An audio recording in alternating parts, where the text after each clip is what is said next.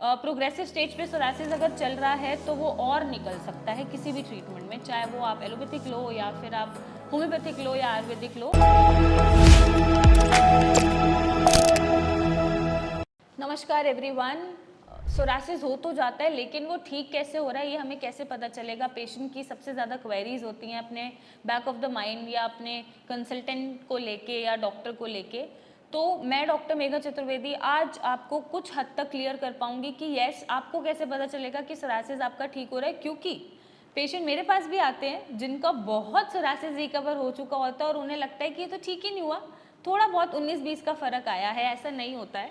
आप इसके लिए बेटर है कि आप time to time pictures click करते रहिए और उससे कंपेयर करिए कि कितना फ़र्क आ रहा है। 10 दिन में कितना आया, 20 दिन में कितना आया, 1 महीने में कितना आया या 2 महीने में कितना आया। आपको पिक्चर्स से पता चल जाएगा कि कितना डिफ्रेंशिएट आप कर पा रहे हैं अपनी रिकवरी को लेके।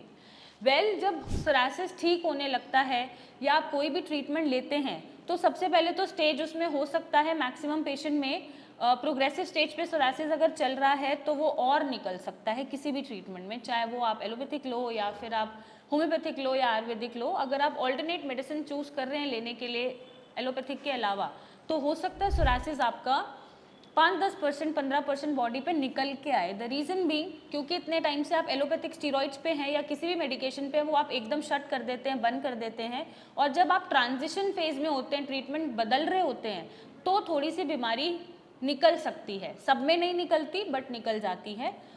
और साथ में हो सकता है लिवर डीअरेंज्ड है तो भी ये बीमारी निकल के आती है, लेकिन with in a month 15-20 days और मे बी मैक्सिमम मैं बोलूँ 1.5 महीने में ये कंट्रोल होना शुरू हो जाता है। आपको कैसे पता चलेगा कि कंट्रोल हो रहा है? जो रेडनेस है आपकी बीमारी की, जो इन्फ्लेमेटरी स्टेज है बीमारी की, वो कम होनी शुरू हो जाएगी। पैचेस के आसपास जो सूजन बन रहा है, रेडनेस है, वो आपको कम दिखेगा, टूवर्ड्स ब्लैक साइड देखने को मिलेगा कि वो ब्लैकिश हो रहा है, उसका कलर फेड हो रहा है और वो बहुत ब्राइट रेड कलर का नहीं बचा है। दूसरी चीज़, आपको उसमें से फ्लेकिंग कम नज़र होती हुई नज़र आएगी। फ्लेकिंग का मतलब होता है पपड़ी झड़ना। तो जब पपड़ी झड़ना कम हो जाए, मतलब पहले इतनी सारी पपड़ी झड़ती थी, आप एग्जाम्पल के तौर पे मैं समझा रही हूँ, लेकिन अब पपड़ी इतनी हो गई है, तो ये भी एक साइन ऑफ इम्प्रूवमेंट है। हो सकता है पैचेस गायब होने भी शुरू हो जाएं, सिर्फ निशान रह जाएं। हो सकता है कि जो इचिंग है वो भी कंट्रोल होनी शुरू हो जाए। पहले आपको बहुत इचिंग होती थी, आपको सिट्राजिन लेनी पड़ रही है या एंटी हिस्टामिनिक टैबलेट्स लेनी पड़ रही है, उसके बिना आप सर्वाइव ही नहीं कर पा रहे, लेकिन अब वो टैबलेट आपको नहीं लेनी पड़ती, तो ये भी एक साइन ऑफ इम्प्रूवमेंट है।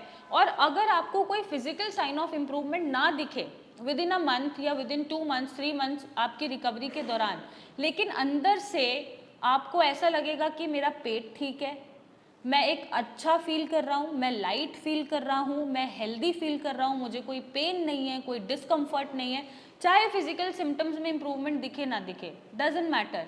लेकिन अब अंदर से जब आपको सेंस होने लग जाता है, क्योंकि पेशेंट मेरे पास आते हैं कई बार, विद इन अ मंथ उन्हें रिकवरी नहीं देखने को मिल पाती एज सच, लेकिन उनके वर्ड्स होते हैं कि मैम पहले से अच्छा फील हो रहा है, एटलीस्ट कोई अनईजीनेस नहीं है या फिर कोई ड्राउजीनेस नहीं है। जो अंग्रेज़ी दवाइयाँ हम लेते थे उससे तो हमें चक्कर आते रहते थे, हम कॉन्सेंट्रेट नहीं कर पाते थे, मेरा पेट खराब हो जाता था, ब्लोटिंग फील होता था, एक लैक ऑफ एनर्जी लगती थी। तो अगर ये सिम्टम्स भी रिकवर हो रहे हैं, मीन्स आपकी एनर्जी पूरी बनी हुई है, आप खुश हैं, लाइट फील हो रहे हैं, कोई डिस्कम्फर्ट नहीं है, तो ये भी एक साइन ऑफ इम्प्रूवमेंट है। तो ऐसे आप पता कर सकते हैं कि यस, आपको जो दवाइयाँ दे रहे हैं या कहीं से भी आप ले रहे हैं वो सूट कर रही हैं या रिकवरी कर रही हैं।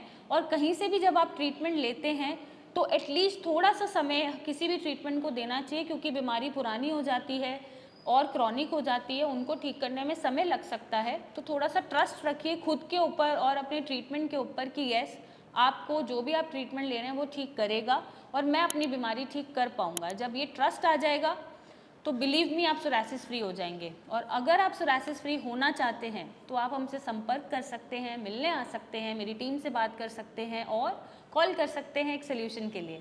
Thank you and take care.